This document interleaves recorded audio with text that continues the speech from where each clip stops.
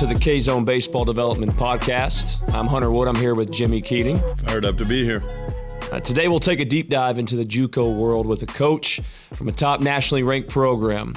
There is a lot to learn today, so let's go ahead and dive in. Joining us today is Walters State Community College recruiting coordinator, Logan Hullette. Walters State is currently ranked number 2 in the nation.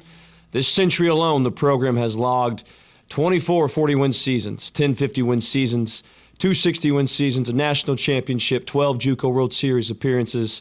The resume is unreal. But of course, prior to joining the staff, Logan had an extensive playing career. He had a very unique 7-year college baseball career, spanning from Division I, junior college to NAIA. He was a career 300 hitter, academic All-American, voted team captain at all levels. A baseball guy to his core and the biggest biceps in the coaching game. Logan, how are you, brother? I'm good. Appreciate you having me. Yes, we are very excited to have you. We want to go ahead and get right into it. We are currently located in Kentucky, and for some reason, Kentucky has 0 junior college baseball programs. And what we see a lot is players and families, they don't have the right view. They're very misinformed on junior college baseball and what it has to offer. So first question to you, Coach Logan, is why do you believe JUCO baseball is one of the most competitive development areas in all of the country right now?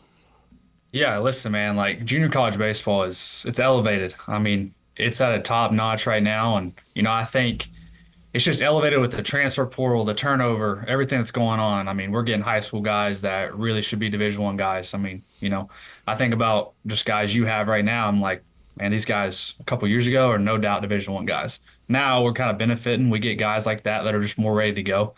When I was here as a player, 2017 to 2020, like a lot of times when we got guys, it took time to develop. Now we're getting guys that are better. And I think it's just portal, turnover, roster limits, everything that goes on. And as a matter of fact, now just junior college baseball is at an all-time high. And, teams we play, there's guys that are just ready to go, and it's committed to Power 4, going pro ball. It's just different now. I mean, the environment you're in, everything like that. Like in junior college, just for instance, like, I mean, I don't know, obviously being in Kentucky, like certain people don't know really what junior college is like. The environment you're going to be in every day, scouts are in the stands. Every day matters, especially here. I mean, there's always eyes on you. So these schools are looking at us, like, because we have guys that are more experienced, getting polished. Like, so as a result, like, just junior college has gotten better and better, and, it's exciting to be a part of.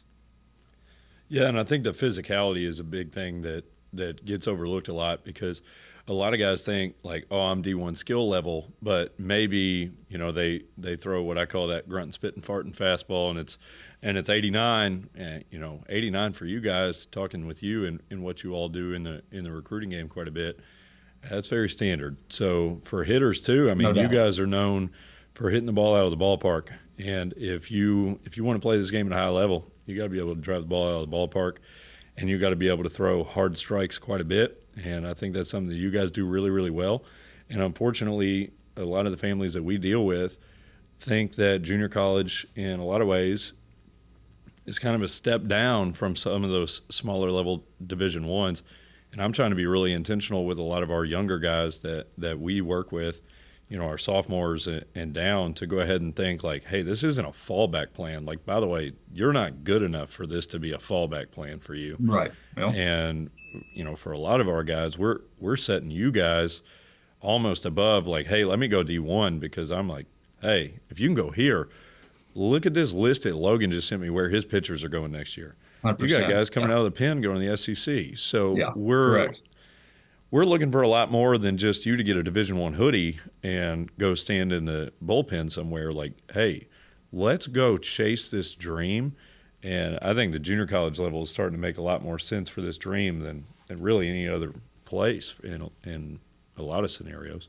Yeah, no doubt. Listen, like the end-all be-all for us is like velocity is not everything, but at the same time, like we had 16 guys 90+ just this fall. I mean, like on the field here, like obviously ultimately it's going to come down to like when we look at arms, like velocity, obviously with Coach Robinson, National Assistant Coach of the Year, like we're going to look at the velocity and it's going to have to play. Like, we got guys like that's part of the tools that we look at first. But after that, like, do you have command of 2 to 3 pitches? Are you a competitor? Do you win? Like, that's when we start really looking into it. But to kind of get the foot in the door, a lot of times that velocity is that number. And, and talking about on the offensive side, we've been number one or number two in every offensive category for the past 5 years. And you're talking about in the top 10 for past 20. Like, we're going to drive the ball a yard. I mean, we have a park that we get lucky and the ball flies out, but that's kind of hitters that we have. And I think for us though, it's like trying to teach guys how to be complete hitters, and then as a result, like, home runs are mistakes, and that's just we benefit from that. So I think one thing we have to note too is it wasn't always this way in terms of the junior college, at least the thought process towards the junior college being almost a better situation for some high school guys. Going back to when Jimmy and I were being recruited 10 to 15 years ago, the guy that went to junior college, almost always it was, at least the thought process was, well, they're not quite as developed yet for Division I, or they have trouble in the classroom. 100%. That was the negative connotation about the situation. And the way that it used to be is, I think some of the top talent, they would sign at your Division I programs, and they would be fine and understand that they were going to sit for 2 years. I actually had the most ABs as a freshman at WKU in 2014 with 52. And one thing that is humongous that we're trying to stress to these guys now is you need at-bats, you need live action on the mound. That is what these colleges are looking for. So it is wonderful that you get to sign the paper with the SEC school on the top. But junior college may actually be the best scenario right now for you to go get that experience you need. And it opens up the whole world, basically, after you go and you put up numbers there. So it 100%. has definitely shifted. And we are humongous fans of junior college baseball now. And every time we talk to you or another junior college coach, me and Jimmy, we always joke with each other, we want to get recruited all over again. No doubt. So let's talk about this real quick. When you are evaluating a player live, you quickly have become one of our favorite recruiting coordinators. One, you're always getting back with us. You're giving us valuable feedback. And you are the hardest working man in baseball that we know of. And I know a lot of folks like that title. When you're evaluating a player live, what are you actually looking for? Is it tools? Is it instincts? Competitiveness? What are we looking for?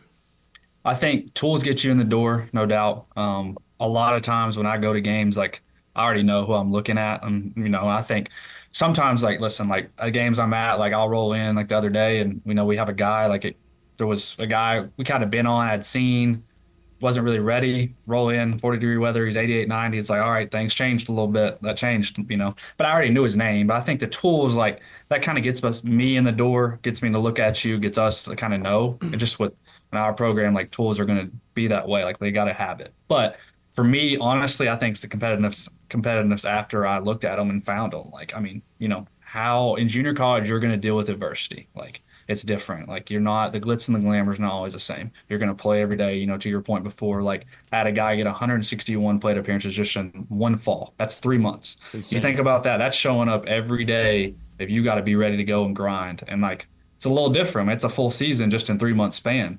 And, I think that's the thing. I got to know that guys can do it. Are they going to show up? Are they going to want to be in an environment like this where you're challenged every day? Every day matters. And, listen, man, like, I tell a guy in recruiting, he's sitting across from me every day, like, I want you here, but at the same time, like, there's a lot of people out here, and we got guys, like, and they will make sure you're doing what you need to do. I don't have to tell you. Like, they're going to make sure, because they will rise to the top. And that's just how it is. And I think that's the biggest thing. So, like, the tools are going to get me in the door to look at you, but I think the competitiveness and just, like, knowing kind of, that all of that and the work ethic and just seeing how guys react to, maybe they go 0 for 4, but still playing hard, how they are as a teammate, everything like that. Like, that's really kind of what gets us going, and to that point of, all right, well, we need to really go after this dude and go get him.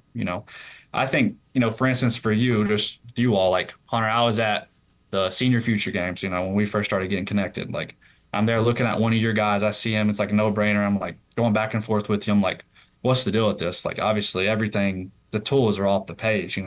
Turns out, we get him up here, we don't actually land him, but then I land another guy that, because of just our connection, and just seeing it, and, like, the tools, like, you sent me the video, the tools jumped off. I'm like, all right, like, we need to get him up here. We, fortunate enough to have a showcase literally, like, I don't know, like a week later, like, right. Invite only.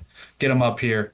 Before he leaves, he has an offer before he leaves. Like, it just, boom. Like, so for me, like, I got to see guys in person. Like, we really pride ourselves in that. the video, the tools, that's what kind of, gets me to like, all right, they're on the radar. And then it's, let's see with the eyes and see how they really react. And, what's more than that? Like we kind of talk about like Coach Sheldon all the time, our head coach, like everyone wants to talk about baseball instincts. Well, like, really, is that really a thing? Like, to me, it's just like, do you play the game the right way? Do you play hard? Like, do you just play the game how it's supposed to be played? Like, instinct's great, whatever. It's just, I mean, for us, like here, I think it's just play the game the right way, and that takes care of it. Yeah, I think a lot of what goes on is guys overestimate how talented they are and how unique they are in high school.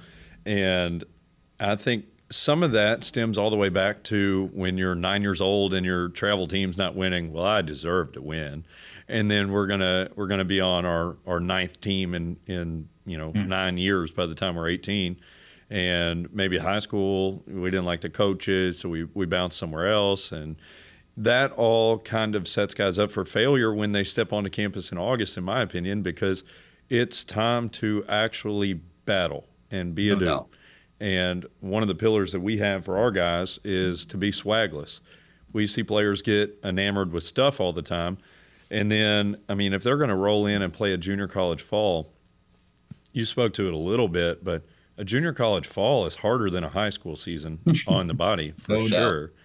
So if guys are more focused over the summer on their personalized glove that they're going to get that's navy and red, or they're pretty cleats and all the Instagram and TikTok stuff that they're going to do, they're going to get hit right in the mouth by college baseball when they get there.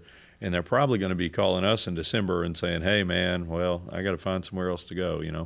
So the focus on being gritty, being tough, and playing it the right way, I think our high school guys and middle school players are losing sight of what that means because there is so much jumping around. There's very limited team practice. There's lack of continuity. The competitiveness kind of has gone out the window a little bit because it's all showcase metrics. And, we work in this world. If I could have a kid sell out and run a 6.4 instead of running a 6.7, that does change opportunity after the game. So it's almost this big battle between the two paths, the paths of competitiveness and trying to win games, and then the path to development and opportunity to play after high school. What we try to do is blend those two paths as much as we can, because the reality of it is if you throw 92 and it can't go in the ocean, like, you're not going to lay down numbers. It's all about laying down numbers year one in this current environment, because if you don't lay down numbers in year one, you're going to have to find a new place to be year 100%. two. So, you can have tools, and those tools might end up with you being at a second or third or fourth school that you don't mind being at. But the competitiveness side is why some of the guys we've connected on, we feel like are going to have success with you because they are competitors. No doubt. No doubt. I think you said it really well, and I want to hit this before we move on to this next question. We are stressing both these things, as Jimmy's already said to these guys.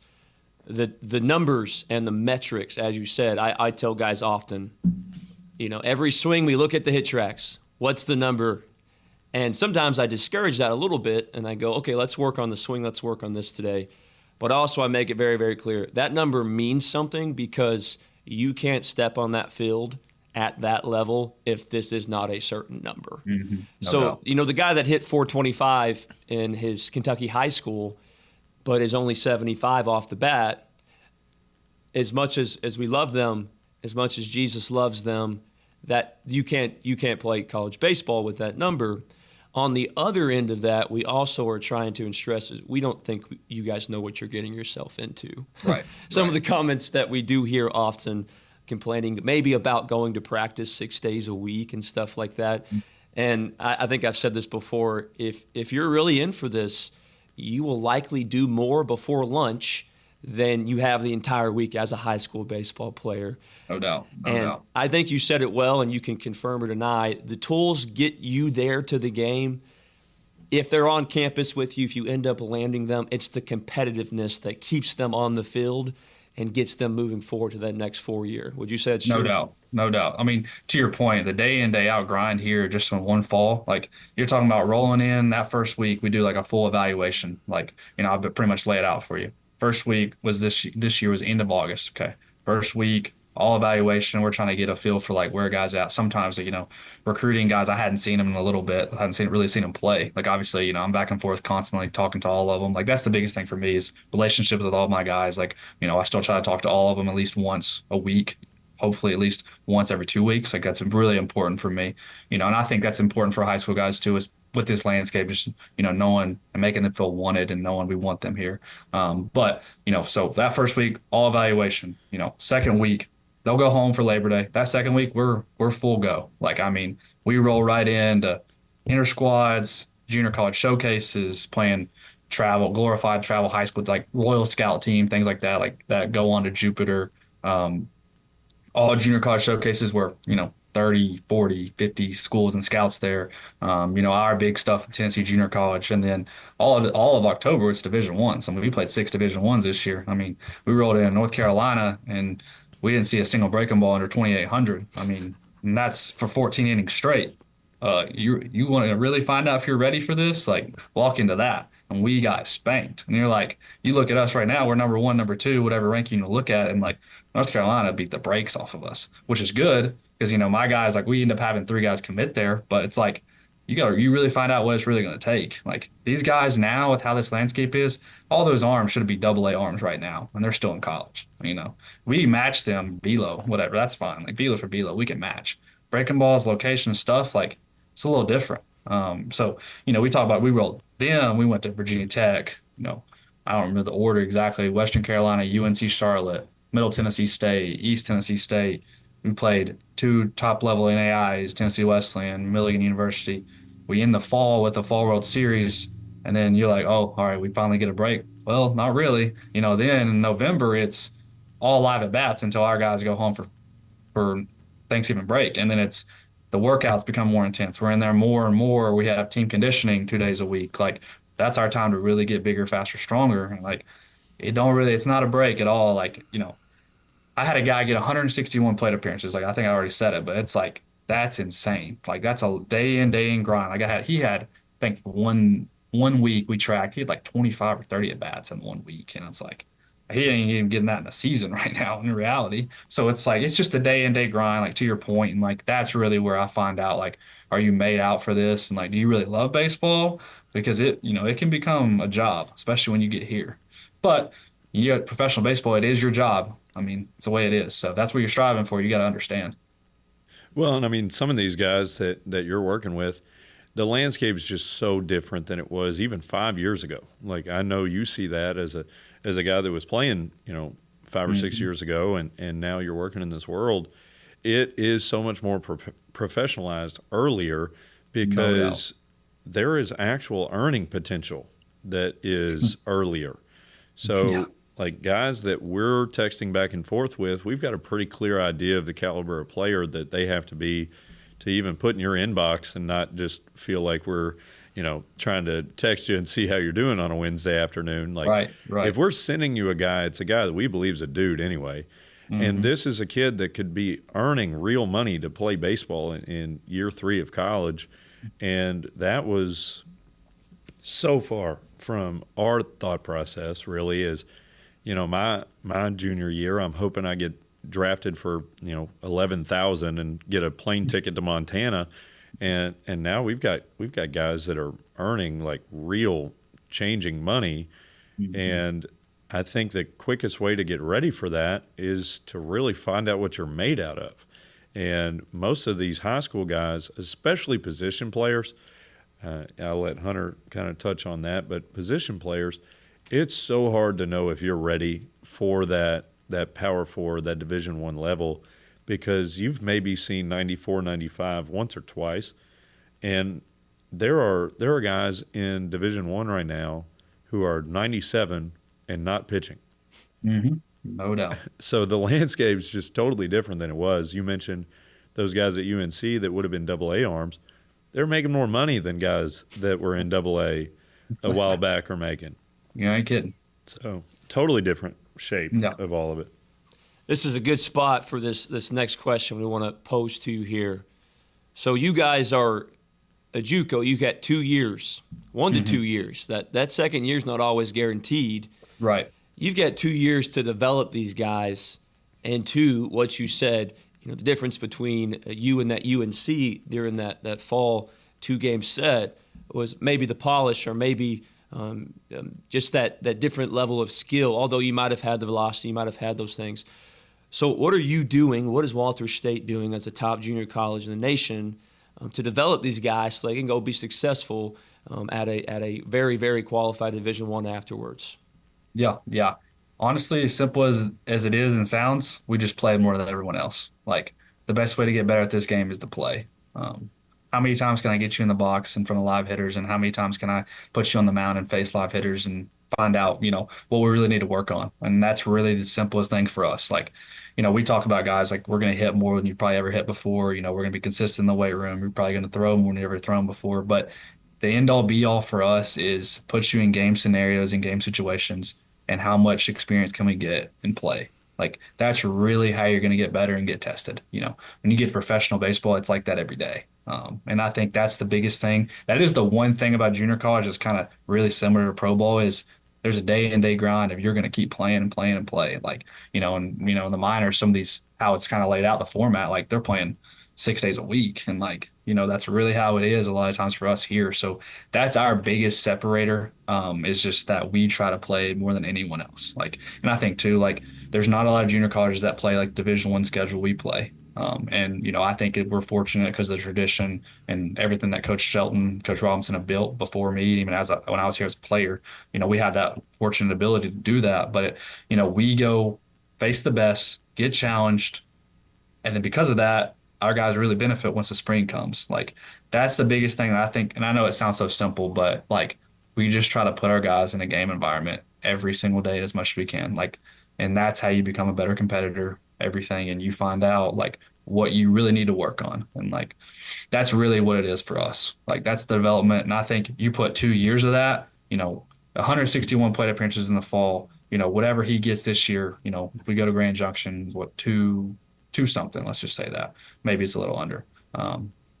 You add those together, and then, we add that the next year. Like, you're talking about a guy rolling in 600, 700 at bats before he gets to a power four. Like, when is that ever happening? Like, a high school season, like I mess around with guys all the time when I'm recruiting them. Like, how many at bats you getting, you think, this season? Like, yeah, you're going to get double that in one fall. Like, that's the thing that we try to really do. I think that's where the growth and the development is. Obviously, it's important.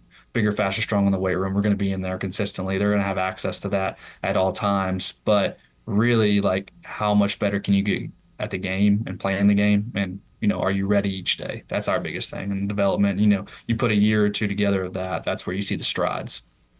Yeah, man, you're talking my language right there. It's a lot of why I'm kind of putting you guys up there for a lot of the arms that I train, is because I think you all see it kind of the way, developmentally wise, that we see it as well.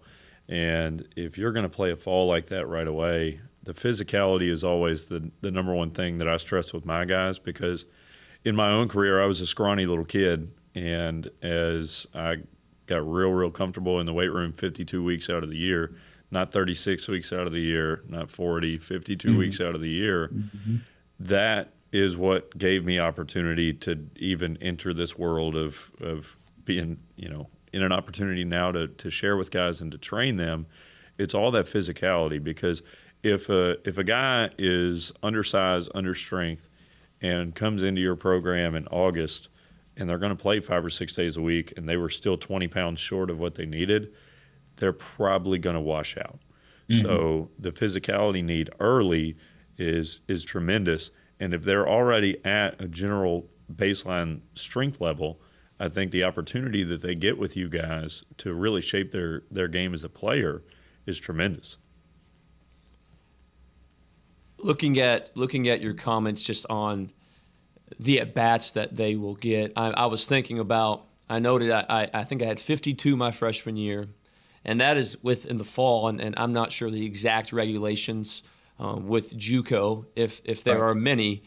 But I was in a number of practices in which we had an hour left to practice, but we hit our 20-hour limit, and our coaches said, "You guys finish this on your own."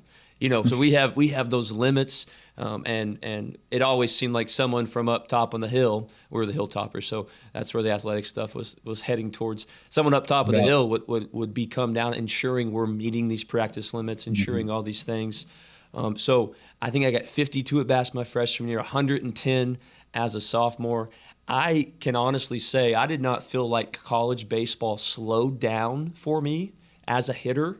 And you probably know what I'm talking about, where you can actually think and feel like you have an approach and feel like 92 is not overwhelming until I was a junior. 100%. And that might Yeah, be I mean, happening by October for you guys. right. Yeah. And that's the thing too. I think like, we talk about all those at bats they get in the fall. Well, that doesn't count like how many hours we're staying after to hit, with me, maybe just one-on-one with a small group, or, what we actually did in practice of taking swings every day. Like, you're going to hit every day. Like, just because you got all these at bats don't mean, you hit at least 5, 6, maybe 7 days a week. Like, that's the one thing. And I think that's, to your credit, like, even after 161 plate appearances, 200, like, some of these guys, that's the biggest thing we got to work on still is approach and direction, the most simple things. And, the game is already hard enough, and it's going to speed up. And, the college game, you're always going to speed up, especially when you get from high school. Like, it's just the reality of it. And I think, like, the more experience, hopefully at some point when that clock ticks and you're like, all right, we're ready. And then once it goes, like, then we're good. And I think, it's just different for everybody. And, sometimes it takes 300 bats. Well, if I can get 161 in a fall, like, I'm almost halfway there. So, that's kind of to your credit. Like, we try, hopefully by the time we get into the spring, like, maybe, when we roll in the preseason, we get, 30 to 40 more and roll in the season. Then at that point, we're 200, 250 in. Like, hopefully by then we're starting to really click. It's kind of funny. Our high school guys right now, we're recording this end of February. High school ball in Kentucky fires up middle of March. Our high school guys, a lot of them are going to have 10 or less live at bats before they're laying down stats. And then they're going into a high school season where I know we go back and forth with a lot of guys. They're like, man, I'm at 300. And then they have a good week and they're at like 395. It's like the amount that you get is what is going to actually prepare them for, in a high school season, you might see 92 0 times. And then if they're a tools guy that suggests they're a Division I or a Power 4 caliber player, they're going to see not 92 like never. So if they're, like you guys were talking about, if they're super comfortable with it in October and that welcome to college baseball, which regardless of whatever level you go to, if you're listening to this, I played Division III baseball, and I felt like I settled for that. And when I got there, I expected to just be bowed down to forever. I started 0 games as a freshman and had a 4.70 ERA. All college baseball will humble you. No doubt. So No doubt. I think, that kind of leads me to something I definitely need to mention before is, I don't know if you guys have seen, but pro baseball radar has kind of become a bigger thing. They just came out with a statistic actually, and I think I'd be remiss not to mention it. It's like, and I think it's kind of like, I never really necessarily just use this statistic, and now it's like, maybe I should. So they came out with it. You go, it's 9 lineup spots. Okay. It's just standard. You got around 2,700, I think it was like 63 total spots across 307 Division I teams. All right. Less than 6% of true freshmen are in those spots. That's this year. Insane. Already. 84 total programs haven't played a single true freshman. 84.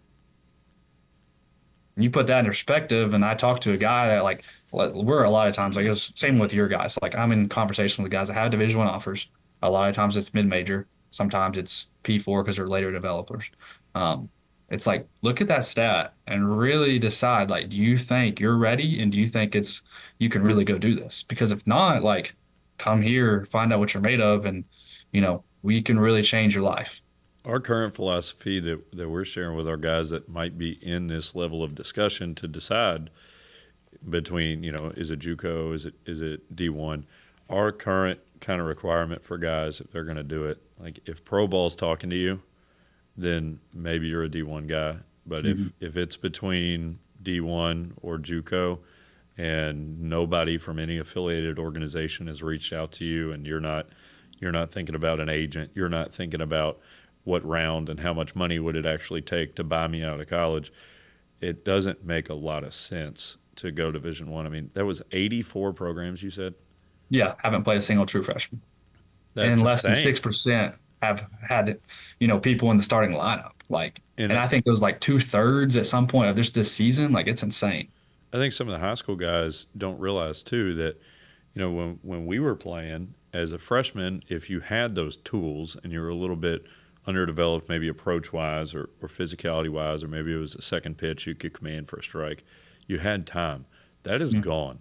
You've got shrinking roster sizes. You've got more pressure on coaches. You've got more visibility, more people paying attention to the game, and more portal. The portal, it gets villainized a lot. It's a great tool. It's a great tool. If you're a coach and you missed, man, you can go fix that, and you don't have to wait a whole year. You can fix it in December. You can fix it in June. You can take care and fill any gaps you need to anytime. And as a player, it also gives you a way to be like, hey, I missed. Maybe I committed so that I could impress my buddies, before we go to prom with my commitment, and I'm not ready to be here. So let me go somewhere where I can get ready to actually retool, reshape, and go actually do this thing. The villainization of the portal to me makes no sense. I think it would have changed my whole life. It's a great tool, but it also is probably the main thing that is exposing how not ready high school seniors are for that level of baseball, because we've mentioned it a couple times, and we got a CBA looming next year that's likely to shrink the draft and maybe axe some minor league teams potentially. Like we were 40-round draft guys, and it's down to 20. I'm hearing like 12 floated around. Yep. You're gonna hear of people that are the best high school player in the country going to college. And it used to be like maybe that guy's family super values academics, and they're already, financially they don't need it or whatever. But you're going to hear guys going to do it because it's a better financial decision in the near future. And we've seen that in football, and we've seen that in basketball, where maybe guys are returning for a fourth year instead, or a second year in basketball. And I think we're going to see that hit the college game too, which is only going to make the Power Fours and the Division Ones older. It's going to make the gap. If you've been a college baseball player before, think about yourself in your third or fourth year, or for you, your seventh year. Yeah, yeah. Compared to when you were 18 and mommy had been making you diagonal grilled cheeses and you didn't know how to do laundry. I mean, you're not ready. And I think the little bit of the baptism by fire that you guys represent for a player that does have the tools can turn him into a dream chaser. I mean, you think I'm on it there, Wood? Or Yeah, I mean, you hit it right on the nail, the head there. I'm thinking about this next thing I want to throw at you. As I think back to my best memories as a college baseball player, so when I talk with guys, high school guys, I'm always talking about an age. The majority of people that start playing baseball when they're 5 or 6 years old will be done playing at 18. That's the majority. And then most are done by 22. And you were a guy kind of like me. I did 2.5 years of indie ball. We've talked through text message. You had the itch, and you liked to work. And one of the things I most enjoyed about the game was the work aspect of it. It becomes your identity, all those things. But when I look back, what was the best memories playing baseball for me in college? It was being a guy in a lineup with a mission and objective ahead of me and trying to win baseball games. Now, one thing I don't want to rule out here, and I want to talk with everyone about, because you played not only at Division I level, but you played NAIA baseball as well. And I've heard Coach Rob Henry at Kentucky State, he said this, and it made so much sense. All of college baseball is a buyer's market right now. I had a conversation with a Blue Jays scout a few weeks ago, and he was talking about trying to sign a kid. This kid ended up at Texas. And he said, the money you're offering me right now does not match the money that I'm going to be getting here. So all of college baseball is better. As Jimmy said, all of it's getting older, more mature. Division I is not the only way to have a wonderful baseball career, to maximize your potential. There is we tell guys this: you're not good enough to start at the NAIA school that you won't text back. So talk to us about how good college baseball is across the whole, and about how, listen, SEC school is not the only landing option. Go enjoy this thing while you can, because soon you have to get a job. Yeah, no doubt. I mean, I think we were talking about this in the office the other day. It's like you turned on the Coastal Carolina College Charleston game, and they got true freshmen at 97 thrown in that. And that was their first outings of the year. And you're like, man, this changes things. And we got guys, I mean, I've seen just as of late, like NAIA guys that are 90, 95, like, or 95 above, and then they become Division I guys after that. It's like, it's just changed everything. And, kind of to the portal to everything, like, there's good players everywhere. And when you produce, you put up numbers and you show that you have that, that's when you start drawing attention no matter where you're playing. Like that can change. Like, the more and more as you see, obviously, listen, like in the draft, like, and especially as they keep cutting it, like most of the time it's going to be Division I guys. That's the reality. But that's not the end all be all of like how you're going to get to pro ball. Everyone's timing's different. So I think, for us, and we tell guys all the time, like, yeah, we benefit. We have a lot of guys go Division I, but we'll have guys that we're reality like, all right, let's really think about this. How much did you play here? All right, now, what do you think it's going to be like when you go to this Division I? Yes, they offered you because of our name, because they know you've played so much. They know you do have the skill set, but are you going to go in and be a guy, and how important that is to you? For me, like after all my career, I come here, I wasn't ready for it. Like I really wasn't good enough. I just worked my butt off. That's really all it was. And like because of that, I became Division I caliber player. And like that's really through the tradition here, the grind, everything about it. Like I had no choice. It was sink or swim when I got here. And I was all for that though. That was my thing. And like as a result, I go Division I, injuries lead to things. I'm like, all right, now I'm really evaluating. Like I've had so many injuries. I had 2 at that point straight in a row.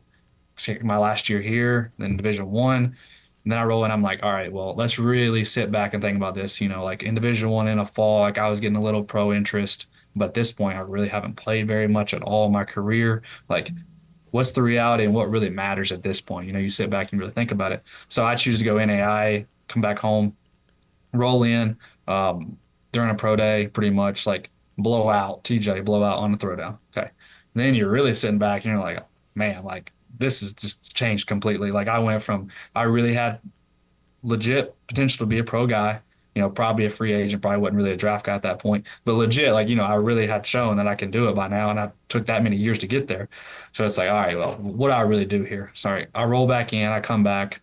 I'm like, just never really stopped wanting it. So I play, I come back that fall. I'm like less than 12 months out, pretty much. Nerve explodes. I go back in, surgery again later. All right, that's 2 surgeries on my UCL within 1 year, not less than a 12-month span. And I'm still at that point like, all right, I'm going to still go out and play. Like I'm still trying to find a way because at this point I put so much work in. And, I think at the end of the day, I was like, at that point I looked at myself and I was like, that little kid self that I always wanted to play college baseball, like I need to really go through this and like, let's find out because there's still a chance. Like independent baseball is legit. I mean, you played it, like, how it is. Would like, that's still legit baseball. And like, that's not, there's no narc on that at all. Like, I tell guys all the time, like you may not play, for any MLB affiliation. And that's just the reality of it is because there's so many good players and now they're going to cut it more. Like if you want to play professional baseball, you really need to look at indie ball because you put up numbers. It's the same thing all over again. And junior college baseball, indie baseball, that's the same thing. It's very similar. So, I come back, roll in, play. At that point, that's 3 season enders in a row. I hadn't played in forever, really. Fortunate enough to put up a good enough year, NAI All-American, Academic All-American, whatever. Just got, all the work finally, produced at some point. Get a couple interest and offers to play independent baseball. Go. Fell a physical. My injury history just lined up so much. It's like at that point, I'm like, I didn't know everything was wrong with me at that point. I just had been playing through everything, obviously. It makes sense. The body just kind of took a toll. So then I decide, I'm like, all right, well, what I do now at this point, I have more eligibility. I can go continue to try to do grad school. Like, I'm like, all right, well, I roll back down and play NAI in Florida because of the connection I have. I go there, play. Things are going well, whatever. I'm playing good. Like, it's a good area for, getting pro scouts, everything like that. During that year, I'm catching all, every game, whatever. the year kind of takes a shift and not playing as good. Defensively been great. Offense is just probably the worst I've ever been in my career at that point. And it's probably the age and everything. Still getting interest, indie ball because the catcher, like guys need catchers. Like we're the same way. You're always going to need catchers that can do it. Roll in, you know, I think it was like my 37th game straight I had played. Take a swing on deck, lose complete feeling from my neck all the way down, get in the box, drag bunt for a hit, never touch the field again. It's over. Summer a train, because I'm still getting a little bit of indie ball interest. Like I really didn't tell everybody how bad it was at that point. Like, and at that, it's pretty much like, you go see all these big time doctors, and without going to fail another indie ball physical, I'm like, all right, here's the reality. Like, it's at that point, I'm like, all right, you need to really think about that. So I was fortunate enough, GA at one of my NAs I played before at Milligan University. And then as a result, like got this job here because connections, the work, and just kind of how I was as a player, like, and then now I'm here. So, I mean, long-winded answer, but I think it's good for guys to understand how college baseball may look. And at the end of the day, like, I'm just glad I played that much and was able to produce at least 1 year and show, all that work, all those years, it did pay off because, playing through all the injuries and doing all that, like, at the end of the day, I do think I look back, like my 12-year-old self would be happy with me. So. Yeah, man. You said a lot of really true things there. One of them that I want to touch on is kind of this idea that it's pro ball or bust. And that's how I approached my whole career. And, I didn't grow up in a family that was super stable. It was a bad environment. And baseball to me was the path to change a family tree. And Jamie Tessoff from Prep Baseball Report shared something at an event that I think is powerful, and I think every player should hear it, and I think every former player understands it. Every current player misunderstands it. He said, when this game ends for you, it is a divorce, and it will hurt. And you need to go ahead and know that it will end in a divorce and approach it that way. So a lot of what I'm sure made you good as a player was your communication as a catcher, your ability to stay calm under pressure.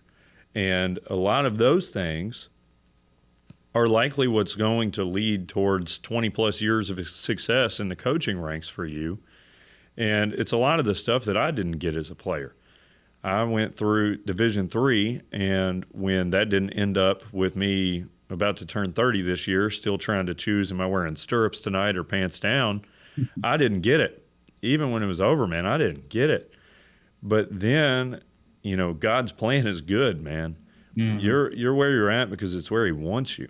No doubt. I think you're elite at what you do right now, likely because you did almost suffer in your career, and you kept hearing, yeah, well, you're close, and a lot of that leads towards some mental toughness, some perseverance, some communication, some personal confidence that I don't know how you get without pursuing the best that you can be at something.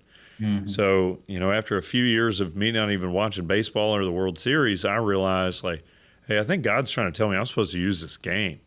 And what about some of those things I used to be good at, that weren't, throwing a front door slider? What about some of those skills? Could I maybe take care of my family with this game a little bit? No doubt. No doubt. That's interesting. So to our families out there, something that we try to push is think about this game backwards.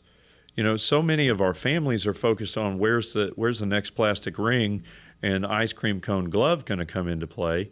But in reality, parents pouring in significant time and money, and we're part of that. Like we respect that families are investing in their children through us, but we try to be very clear that, like, hey, this thing likely doesn't end with you at Yankee Stadium. Mm-hmm. So if we're pouring in and it's a lottery ticket, it's either jackpot or bust, then we're doing it objectively. We're doing it the wrong way, because it is so hard to actually earn a living in this game as a player. And you guys are talking about independent baseball. I almost jumped up in the USPBL with Wood in 2018, but I had like $43 in a car I didn't think could drive to Detroit. So I had the reality of it to say, like, man, I got to move on. Mm-hmm. And, my last game, I kind of like what you shared there with that drag bunt for the base hit. I didn't know it was my last game. Yep. So we've got we've got pictures of our senior class coming off the field, and I'm holding some big bearded tough guys as they cry, and I'm smiling because I'm like, man, this sucks for these guys. I got workouts next week. We'll see where my journey takes me. And that was it. I didn't know it. I never had that moment of it's over. And I had no perspective on it throughout my career, no clue that this game could actually be building a life after that last outing. No doubt. I still, as you guys certainly do, and March rolls around, February 14th rolls around, and college baseball opens up. You still get to be very close to it, Logan, but I still get the fuzzies, and I still get the I hear a certain song in passing, and it reminds me of the ballpark. And all of that, what you're talking about right now, it almost makes you emotional because, as Jimmy mentioned it, we're unapologetic about our faith in Christ, and his plan is perfect. And we both went through the phase where it was such a dissociation with so much of our life that we almost couldn't be around it anymore for a certain time. Right. But God's plan is perfect. God does put you exactly where you need to be, whether it's your wish at first or not. And all these life lessons. I was talking with a guy yesterday, and you said something, Logan, that was really good. And I actually said this to the guy yesterday. We're talking about he's got a few options right now, a few NAIA offer, maybe a D2 offer coming. And I told him, when you get done, you want to be able to say, I did everything I could to maximize my potential. I can look at my daughters, who, by the way, they don't really care I played college baseball. I can look at my wife, who was married for 7 years at this point. We watch baseball. I go, I played there, and she doesn't care, right? None of these things matter. I can look at them, and I can say, Daddy truly did all he could to be the best at this. And then I start looking around at other aspects of my life, and I go, that taught me this. Jimmy is the only guy, if I text at 4:35, I wake up about 4:30, that will also be up. And that isn't because he hates sleep. That is because this work ethic, this understanding that we have to be on the job so the job gets done, that all came through this game. How I lead my family. I'm a pastor of a church. How I pastor the church. All those different things are from this beautiful game that God's created everything that he has created for us. So it almost will make you emotional thinking about how God's design is so perfect. I want to give you this question real quick. We've probably got maybe this one and one more. So they're on campus at Walter State. Mm-hmm. Your phone's blowing up. I know it is. You're really good with communication, which I think is a key to being successful at your job. When you're communicating with elite Division I programs, elite Division II programs, elite Division III programs, NAIA programs, pro scouts, if you had to give it one word, what is the thing that they are actually looking for? Maturity. I mean, they need you to be ready. Like, just the reality of it is they don't have time to waste. I mean, and that's the thing. Like, you start looking at all the stats, like, they need you ready. Like, that's what I try to tell guys all the time. Like, you have to be polished. And this is your time. Everything that we do every day, this is why it matters. Because when they start calling and your name gets going, and then you start rolling and rolling and rolling. Like, we have, some guys that once they start getting a couple power fours, like, it starts rolling. And then you got pro scouts, and then they start, and they're here every day. And everything you do matters. Like, they need to know that you're ready. And that's really what it is. The maturity, you can go on and on about it, but, I think that really leads to, like, you have to be an immediate contributor in the story. Like, that's what they need. And that's what they're looking for. Like, pro ball, P4s, they need you to be a contributor. And, like, that's why they're spending the money on you. So you better be ready. And part of that maturity is handling failure. This is a failure game. So, No doubt. A lot of the super toolsy high school players aren't as comfortable failing because they don't fail that often when they're, throwing a 2,800 RPM slider against a kid that's got Algebra 2 homework looking down there with sports goggles on. Like, that kid's just hoping he doesn't take it in the kidney. And if you're going to end up at an SEC or an ACC school, like, they're going to stay in that back hip, and they're going to drive that baseball. So it's really big for young guys, and I had to experience this. This took me really probably 2 years in college. I had to do my best to kill the ego and to understand, like, hey, when you reach back and you throw it as hard as you can, it's below major league average. And you just put your whole spinal cord into a fastball that would have been, 18th percentile in Major League Baseball. That kind of stuff is super hard to accept, but the earlier guys can start doing it, and it's hard because the brain development of a 15-year-old sophomore who's toolsy does not understand. They assume they are the outlier. If I can hit this number or this exit velo, then this means that I equal this, and it's not reality. There's somewhere at a Power 4 school right now, there's probably a 23-year-old guy who's playing a position he never played in high school, who's going to hit 315 this year with 10 jacks, and he's probably married and taking a golden retriever on a walk after dinner. And as an 18-year-old, this guy was probably just lucky that the NAIA school by his house was like, hey, man, we'll give you a shot. And that's the type of guy that I love the portal, because it's the type of guy that it gives an opportunity to. The game rewards work, and it currently rewards nothing else. And you become mature through the work. No doubt. No doubt. So let's finish with this one. It is incredible. There was a little hype video someone put together for Walter State, and we saw it. And, of course, we're sharing it with our guy that's committed to you. And we're really sharing it with a lot of guys that we think are going to get some D1 interest or getting D1 interest. And we're already saying, hey, just know, look at all these numbers on their left center field wall. Mm-hmm. So playing college baseball, it's awesome. It's wonderful. It is cool to walk out there. I'm from Louisville. I grew up a humongous Louisville fan. They didn't give me a sniff because I was a defensive liability for the most part in high school. And it's cool to go out there and to play these teams, and it's cool to do those things. But the thing that really makes the difference, that really shifts your college baseball experience from I did these things, I put up these numbers, to that was awesome, is something called winning. Winning.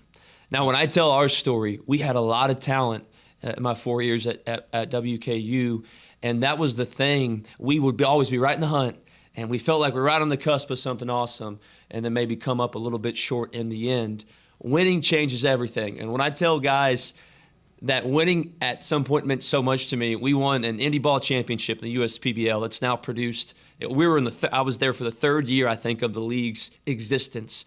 It's now produced, I think like 8 or 10 big leaguers. Randy Wynn, one of my good friends, he's made 2 appearances for the Reds. He was on our team. We win this Indy Ball Championship in Utica, Michigan, and there was people there. It wasn't like we weren't playing in front of anyone. We win it, and a lot of it's just guys that had been released from the Pirates the year before, or the really good NAI guy that didn't get drafted. And we do the dog pile, and it was my first one ever. And I came up in literal tears, and people go, Woody, why are you crying? Guys, I don't really know why I'm crying, because winning is that awesome, and that's what changes everything. So those guys I still keep up with, because what did we do? We won something. Walter State is absolutely unbelievable because they win. They understand what it takes. That doesn't happen overnight. And a lot of coaches, they find their entire existence trying to figure out how to win and how to build that winning culture. What does that winning culture look like at Walter State? You got a lot of turnover. You got guys leaving after 9 months to go to the next school, 2 years at the most. What does the winning culture look like at Walter State? Yeah, it's the tradition. It really is that. Winning trumps all here. When I sit down with a recruit every day and I talk to them, I tell them, they want to ask all about the school, I'm going to tell them at the end of the day, we are here to win a national championship. End of story. Your recruiting and where you go after that will be because of how good we are and how much we win. End of story. Winning is what we're going to do, and that's all we know. End of the day, when we go putting that work in every day, it's to win. And I say, winning's not the end all be all for me. At the end of the day, just like you guys talk about and you guys preach and talk to your guys all the time, like it's just not everything because at the end of the day, you're still loved by God and there's everything else, there's way more to it than just winning. Sure. But, when you're in a culture like this and, you're trying to achieve and we have guys that want to play aspirations, like if you win, it's no different than when I go recruit a high school guy. If you're a winner, you're going to stand out. Winning always will. It always does. You go to the national championship, you get known as a program that wins, you get all this put on this platform, blah, yada, yada, yada. Like the reason why you get noticed and why people come to watch you is because we win.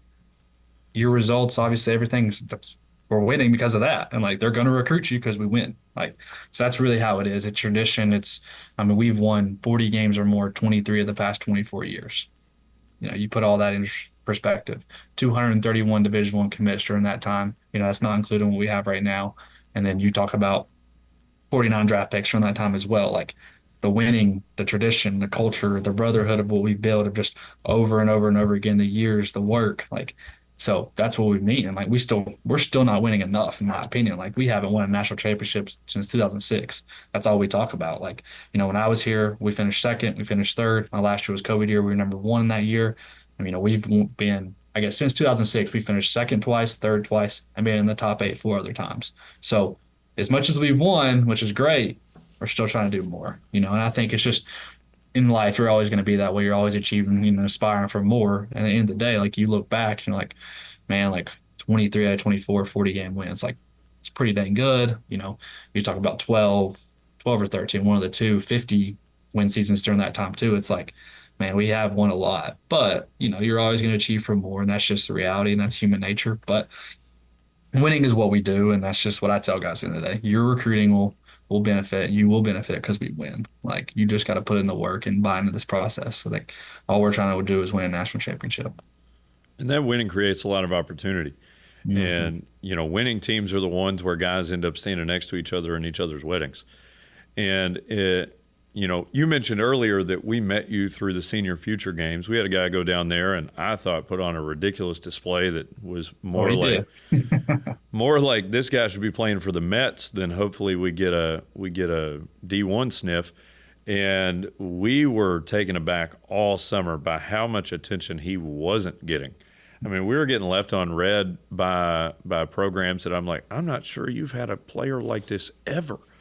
And you reached out to us basically like, do we have a shot? And we were like, do we have a shot?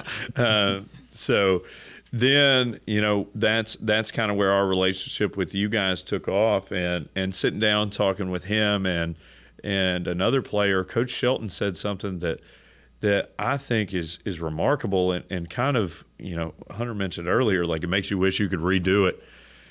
He said, our guys don't have to worry about recruiting again once they get here. He said the biggest problem, and there really wasn't an arrogant tone in the voice. It seemed very true. He said the biggest problem is handling the pressure of being recruited that much. And for our guys that are listening to this and you're a Division I guy. Your tools are probably a Division I guy. Also understand that I've seen 97 in a D3 game. So reevaluate what you think of, former 2014 Jimi. I throw 90, dude. Like, why isn't UK beating down my door? You got to understand there's so many people like you everywhere. And those Division I's used to only recruit high school. They had to actually go down to 8th grade sometimes. But now they're recruiting high school juniors primarily, a couple seniors straggling. They're recruiting all of junior college. They're recruiting nationwide. They're recruiting D2, D3, NAIA. They're starting with the All-Americans that are in the portal, and then they're working backwards from there. They're going to collegiate summer ball. They're going to the Team USA stuff. Like, why is that guy from that mid-major? Oh, okay, let's talk to this guy. They are not waiting on a 16-year-old. That is not what they're looking for. They are looking to win, create opportunity for themselves, and advance. Whether that advancement be to Omaha or the next coaching job that triples their salary and puts their family in a different environment, everybody's got to win. And your all's winning creates tremendous opportunity for the individual players that are part of that winning. So we want to close out with this question for every guest that we get. We love your perspective. You bring a ton to the table that we can't get with Kentucky not having JUCO. So I kind of want to hear, if you could give one piece of advice to a family of a middle school or early high school age ball player, what would it be? Prioritize development over exposure. And end of story. Development, make sure you're ready before you go get on the scene and the attention. Like, I would say, I'll give lessons here and there, and that's why I tell them, like, I know you guys do this all the time, so, and you guys do a great job. I need to mention that for sure. I'd be remiss. Like, you guys are a lead at what you do, and there's not a lot of people that do what you guys do, so you need to know that as well. But you have to be ready when you go get those eyes on you. And, it's great. Like, I'm 14, 15. I'm going to go to the University of Kentucky. I'm going to go be at this camp. Listen, buddy, they start crossing off names at that time. Are you really ready for that? Like, are you really ready? Maybe you should wait for 2 years, then go. And if you're a late bloomer, so be it. You roll in, you're 1993, they may make room for you. You know what I mean? So, like, I think the biggest thing is like prioritize your development over exposure. Play as much as you possibly can until you get there, and work and work and work and work. And when you do feel like you're ready and you have Jimmy, Hunter telling you you're ready to go get eyes on you, then go. Don't go beforehand, because it's great. Roll in. You're like, oh, this is awesome. I get this experience. University of Kentucky. I'm in showing out. I get to just see everything, campus, and guys feel like it's like they're almost like on a visit. But it's like, listen, man, like these schools of how it is, like they have no choice but to start crossing guys off that way. Now, maybe they're not completely crossed off because they're so young, but that doesn't mean they're going to circle back. They may not have the question mark next to your name. It means they're going to circle back and look again. Like you may show up and go to that camp 2 years from now, and they're like, I don't remember him being there. And it's because like you went so early and you just weren't ready. So you just got to prioritize your development over exposure. And there's something to be said about first impressions. And that's really how I see it that way. Like, and I mean, some places like us, like we'll kind of keep looking and going and seeing eyes on you. But some places they don't have that luxury. Like a Power 4 recruiting coordinator, like there's a lot of people out there. Like you don't always have that luxury to go be looking at you more than one time. Like, so that first impression means so much. So that's the biggest thing I would say. Prioritize your development over exposure. This wisdom that has been shared within this 1 hour has been incredible, all for free for you listening at home. Logan, thank you so much for your time. Go in 2 today for us. And until next time, this is K-Zone Baseball Development Podcast, and Work Works. Appreciate y'all having me. See you, buddy.